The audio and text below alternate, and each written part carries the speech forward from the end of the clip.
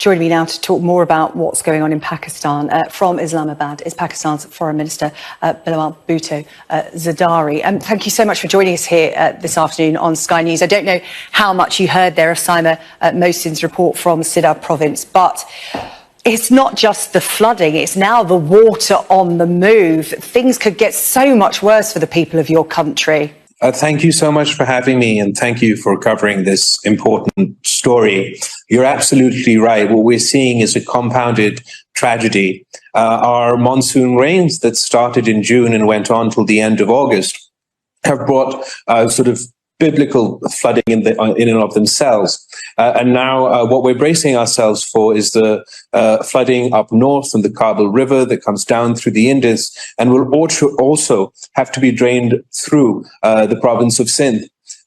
So this is a compounded catastrophe, and our resources have already been stretched to capacity. As you mentioned in your early report, we're finding ourselves short of the resources we need to help the sheer number of people affected.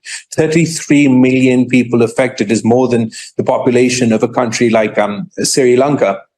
And just for the province of Sindh alone, we need 1 million tents. And as you mentioned in your report, we're nowhere near that number.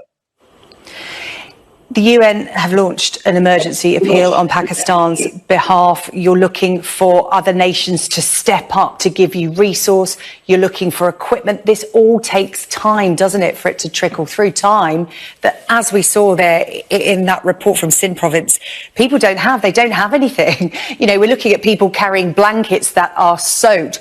What would your appeal be directly to world leaders about what they should be doing today, right now?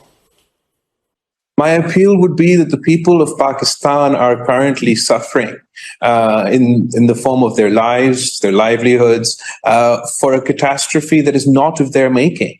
Pakistan produces less than 1% of the carbon footprint, but is one of the worst affected areas from climate change. And what we're witnessing right now is one of the, if not the largest climate catastrophe. The one before this happened in 2012. And this is far outpacing that the damages caused by that. We're overstretched, we're under-resourced. We've committed ourselves from our own budget to provide immediate relief.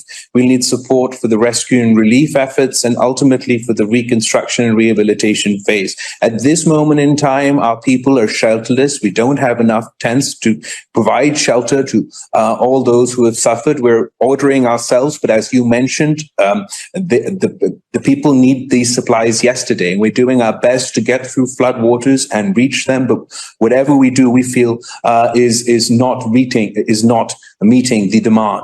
We need everybody's help, and we're actually very grateful. Following our joint appeal with the United Nations, we've seen an initial positive response from the international community. Within Pakistan, everybody has stepped up. Our citizens, our civil society, our NGOs, the provincial governments, federal governments, bureaucrats, politicians, everybody are working round the clock and doing everything humanly possible to assist those in need at this time. As you alluded to there, this isn't just Pakistan's problem, it is a global problem. Climate change right at the heart of what we're seeing.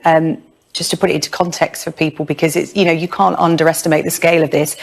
An area roughly the size of Britain, for our domestic viewers, is underwater. Has this changed the face of Pakistan, do you think? Has this changed your country? This is unprecedented. I think it will. What's happening right now is we're actually still going through this event.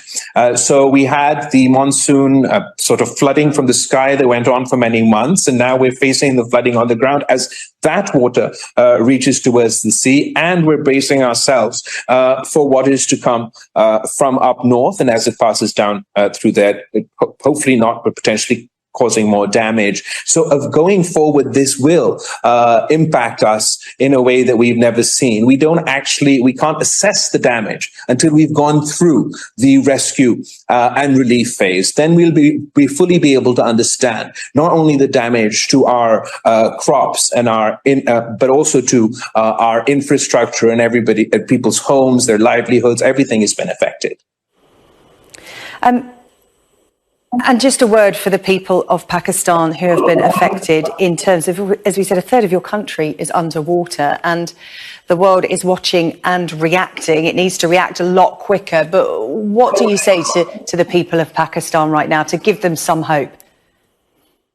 I'd say to the people of Pakistan that we've faced testing times before, and we've come together as a nation, whether it's been earthquakes, whether it's been monsoons, whether it's been floods, whether it's been the COVID pandemic. And we've not only gotten through those difficult situations, but each time we've built back better, and we're determined to do the same now. We believe in our faith in Islam that God does not test us with a burden that we cannot bear. So we shall get through this only if we are united and together.